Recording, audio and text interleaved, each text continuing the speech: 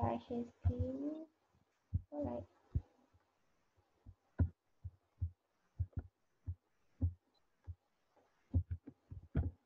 Okay.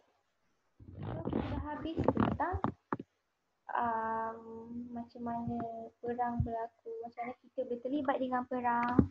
And then kita ada pemerintahan tentera British, BMA. And then British nak kenalkan kita dengan Malayan Union, tapi ditolak. Okay.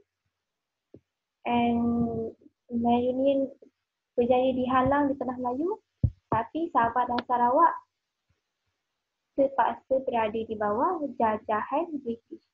Okay. Okay, now we go to, okay, so semasa penentangan Malayan Union, Raja-Raja Melayu minta supaya instead of ada Malayan Union tu, dia minta untuk ada persekutuan. Okay, persekutuan. So kita panggil dia Persekutuan Tanah Melayu. Okay, so bab ni agak panjang, so akan pecahkan very kecil-kecil. Okay, so we go for 5.1. Latar belakang penubuhan Persekutuan Tanah Melayu 1948. Okay. Kita dah tengok tentang jawatan kuasa kerja, and then ada gerakan dan sebagainya. Okay, ni nanti kita tengok yang penting sekarang. Okay, so apakah maksud persekutuan tu sendiri sebenarnya? Okay, so persekutuan tu ialah gabungan beberapa buah negeri, and then pentadbiran dia akan dibahagikan kepada kerajaan pusat dan juga kerajaan negeri. Sama seperti sekarang, tak ada pentadbiran pusat dan juga pentadbiran negeri. Okay. Jadi pentadbiran negeri ni like dia akan buat keputusan dia sendiri. Okay. So jawatan kuasa kerja. Dan yang paling first ialah kita tahu tentang jawatan kuasa kerja. Okay, apa benda sebenarnya? Apa matlamat jawatan kuasa kerja ni? Okay, so ialah untuk membincangkan asas perjanjian Persekutuan Tanah Melayu 1948. Okay.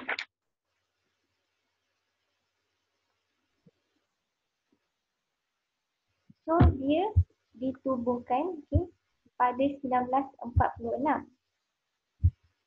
Okay. Dia ditubuhkan 2 tahun awal untuk membincangkan tentang perjanjian PM 1948. So dia dibincangkan 2 tahun awal. Okey, kenapa dia nak bincangkan perjanjian ni? Sebab from perjanjian ni diorang akan rangka perlembagaan. Okey. So perlembagaan tu ialah undang-undang dasar sebuah negara. Situ. So from perjanjian lah yang diorang akan buat perlembagaan. Sebab tu penting jawatan kuasa kerja ni. So dia mana satu badan kerajaan yang sangat penting masa tu untuk start rangka perlembagaan sebelum kita itulah. Okay, sorry. Okay, so ahli dia terdiri from 3. Kita ada wakil kerajaan British, wakil Raja-Raja Melayu dan juga wakil UMNO. Okay.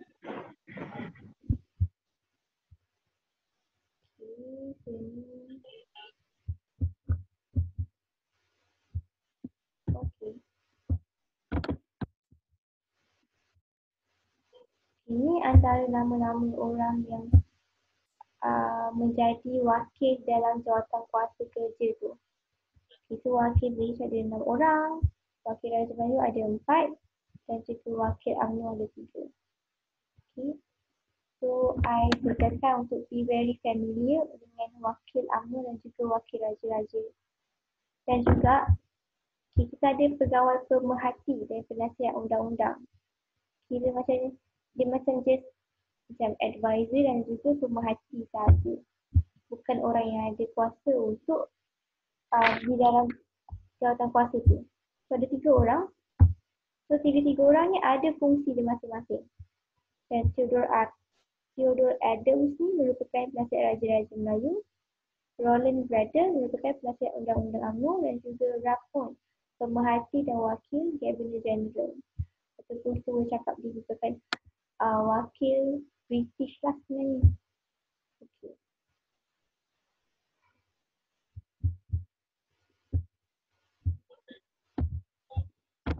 Next. Okay. Apakah cadangan dia? Cadangan jawatan kuasa kerja ni, so kiranya apakah yang dia cadangkan untuk diletakkan dalam perjanjian tu? Okay. So, apakah yang cadangan dia untuk diletakkan dalam perjanjian?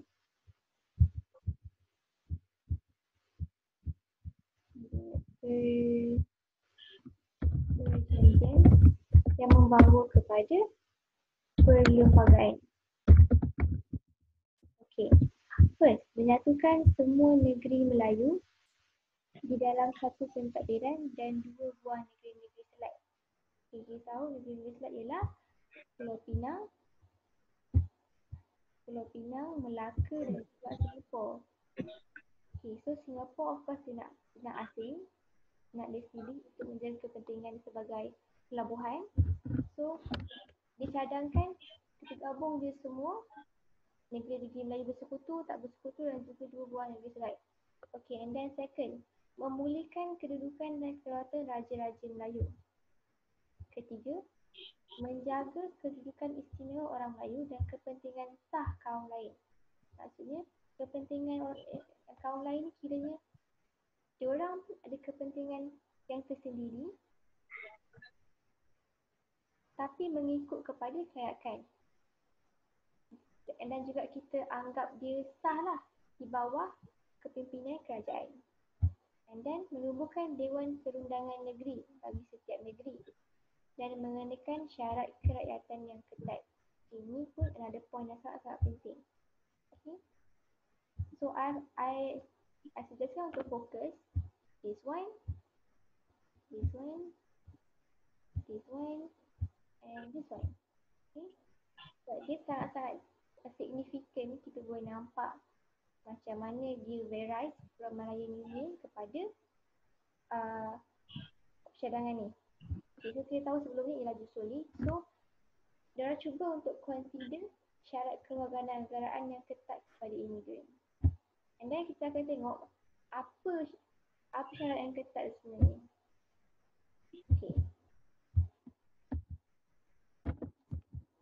Okay. Now kita akan go to kepada gerakan nasionalis Melayu radikal. Okay. So, nasionalis radikal membidas kerajaan British kerana menjalankan perundingan secara tertutup dengan UMNO sahaja. Okay. Noted yang kat sini dengan UMNO sahaja. So, kat sini kita boleh nampak British mengetepikan PKMM. PKMM ni orang yang kita dah dengar nama dia from chapter berapa lah? Chapter 2 lagi dah ada. Dan golongan ini, kiranya golongan nasionalis Melayu radikal ni bergabung membentuk Putera. Okay, Putera. So, gabungan Putera ni terdiri from this. Okay, I rasa semua orang dah familiar dengan nama-nama pertubuhan ni. Punca dia hanyalah sebab British hanya nak berunding dengan UMNO saja. Okay. UMNO ni kan wakil orang Melayu. So, wakil dan kawan-kawan lain tak dipanggil untuk berunding at this time. Okay. So, tu keadaan dia masa tu. Okay, so kita akan tentang gabungan Putera tadi ni, which is gerakan Melayu nasionalis radikal tu dengan AMCJA. Okay. So AMCJA ni pula another story. Okay, another story. Yang ditubuhkan oleh golongan bukan Melayu. Nama dia ialah All Malaya Council of Direction. Dan penerusinya ialah Tan Cheng Lock. So British anggap so mereka anggap British tunduk kepada tuntutan UMNO dan jawatan kuasa kerja ini tidak demokratik. Tak demokratik tu maksudnya dia tak ambil kira suara semua orang. dia tak ada kira. Okay. So AMCJA ni terdiri from PMFTU. Okay, ni antara nama-nama persatuan dan pertubuhan yang baru. Korang boleh tengok.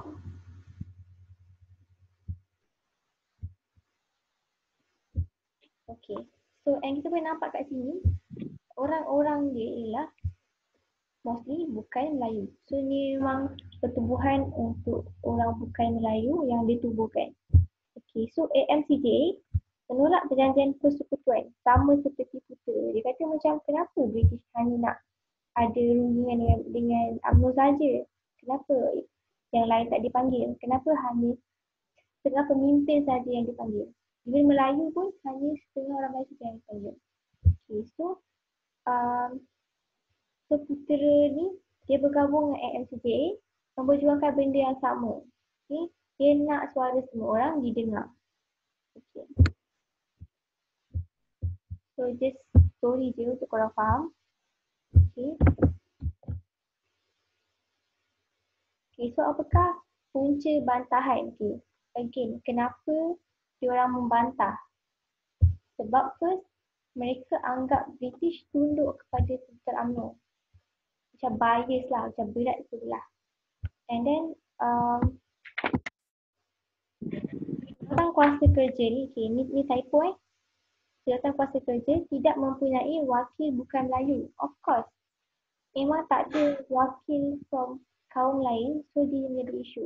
And then Perlembagaan Persekutuan, kan Jawatan Kuasa Kerja tu membuat isi perjanjian untuk perlembagaan. So, perlembagaan tu tak demokratik walaupun dah disahkan. Dia hanya boleh mengukuhkan British dan juga mengukuhkan perkauman. Okay, perkauman tu maksudnya akan ada isu perkauman. Okay. Itu aja saya explain je. Punca dia. Okay. So, Putera AMCJA ni cuba untuk beri satu alternatif. Macam okay, instead korang buat perlembagaan yang dah dibincangkan tu, why not cuba untuk pertimbangkan apa yang AMCJA dan juga Putera cuba untuk cadangkan. Okay, nama dia ialah Perlembagaan Rakyat. Okay. So, Putera dengan AMCJA dia ada cadangan yang berbeza. Maksudnya aspek dia berbeza. Okay, first. Kalau untuk Putera, kedudukan bahasa Melayu, pertahanan dan hal ehwal luar negeri, syarat kewarganegaraan orang Melayu dan juga bendera dan lagu kebangsaan. Okay. And then AMCJA pula tentang Persatuan Melayu dengan Singapura. Sebuah kerajaan pusat yang kuat, raja-raja Melayu sebagai raja berperlembagaan, dia macam okey, sanggup untuk menerima raja-raja Melayu ni sebagai raja diorang di bawah raja perlembagaan, dan juga tentang kemajuan politik dan ekonomi orang Melayu, ada istiadat dan agama Islam dan juga syarat kewarganegaraan, which is really important untuk orang bukan Melayu.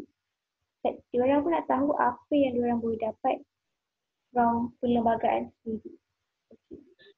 So, from dua-dua cadangan ni, dia digabung, kita panggil dia Perlembagaan Rakyat. Okay. So, secara amnya untuk Putera AMCJA ni, please ingat siapa yang tubuhkan, contohnya macam Putera ni from gerakan nasionalis radikal. Kalau kat AMCJA ni ialah wakil kaum bukan Melayu. Okay. So, bila yang diorang dah keluarkan, okay, this is our ideas untuk perlembagaan rakyat. So, British punya respon ialah diorang tolak perlembagaan rakyat dan menerima perjanjian persekutuan tanah Melayu yang digubal oleh Jawatan Kuasa Kerja. Still tolak lagi perlembagaan rakyat tu dan hanya menerima apa yang diorang buat. So, Putera AMCJA ini menganjurkan hartal. Hartal yang meminta semua peniaga menutup kedai sebagai tanda bantahan. Okey. So, hartal tu apa? Hartal tu ialah tindakan tutup kedai ataupun memberhentikan semua kegiatan ekonomi. Dia tak semestinya kedai, kilang, sekolah, pejabat, ladang, tutup semua. Okey. So tu apa yang diorang buat sebab British tolak perlembagaan rakyat tu. Okay. And menerusi sokongan Dewan Perniagaan Cina, harta dilaksanakan di most of bandar utama di tanah Melayu. So, um, hartal. So, kena ingat pasal hartal tu apa yang kena buat hartal tu ialah sedangkan menutup kedai ataupun sebarang kegiatan ekonomi. Okay. So, sumbangan nasionalis Melayu radikal. Okay, sumbangan ni kita boleh tengok dia sebagai as perjuangan. Okay. Kalau okay. Sambung sikit lagi Okay. So, apa matlamat dia ialah apa yang nasionalis Melayu radikal ni buat ialah untuk membebaskan tanah air from penjajahan. Menyatukan seluruh petanah Melayu and enggan berkompromi dengan penjajah untuk mencapai kemerdekaan. Dia tak nak langsung macam buat rundingan win or lose dengan British. So, sumbangan ni antara soalan yang famous. Okay, so please take note tentang apa sumbangan dia. Ialah first, memperjuangkan hak semua kaum. Okay, ni matlamat tadi. Matlamat perjuangan nasionalis radikal tu. Okay, untuk sumbangan ni dia nak berjuang hak semua kaum. Bukan orang Melayu sahaja. Termasuk orang Cina, orang India dan juga kaum-kaum minoriti yang lain. And then penekanan kepada kebebasan hak bersuara. Like semua orang boleh bersuara melalui akhbar, buku dan sebagainya. Sepatutnya tidak ada halangan from British. Okay, next ialah penekanan kepada perhimpunan. Penekanan dalam penerbitan akhbar melalui suara rakyat. So ni antara sumbangan dia. Adanya akhbar yang bernama suara rakyat. Okay. Seterusnya, memperjuangkan pembelaan terhadap ketidakadilan dan berdasarkan falsafah. Okay, yang ini just faham konsep dia ialah memperjuangkan pembelaan terhadap benda-benda yang tak ada yang dah berlaku. Seperti kalau ada berat sebelah ke. So dia tak suka tengok benda tu. Dia nak semua yang dapat ni adalah adil dan juga hampir sama rata. Okay. Okay, just my explanation. Lepas tu boleh tengok balik. Okay, just a flashback. Apakah matlamat jawatan kuasa kerja ditubuhkan?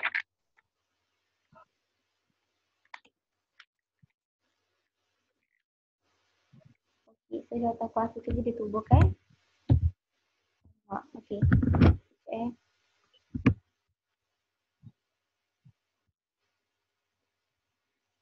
So jawatan kuasa kerja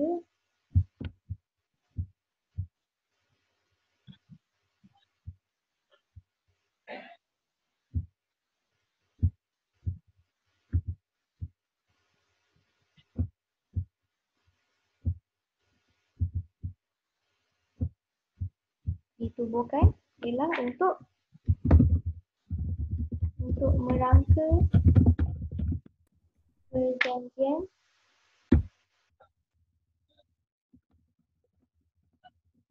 persekutuan tanah Melayu 1948. Okay.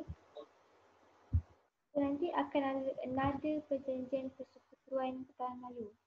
So make sure untuk take note tahun 1948 ni. Okay. Okay, so siapakah wakil-wakil yang dinyatakan di bawah? Okay, so siapa orang-orang ni? Mereka merupakan pemerhati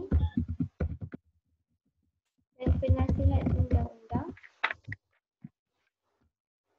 dalam jawatan kuasa kerja. Okay. So, apakah nama pertubuhan yang ditubuhkan oleh golongan Melayu radikal? Jawapannya ialah putera. Okay. Okay, so my time is up. Okay. So sorry for the inconvenience for today's class. Okay. Banyak sangat halangan hari ni. So if ada apa-apa yang tak puas hati, okay, you can just like WhatsApp me. Nombor yang ada dekat slide tu. Okay. So So thank you for your time and take care. Okay. So jumpa next week. Okay. Anything you can just WhatsApp me. Thank you everyone. See you guys. Cikgu.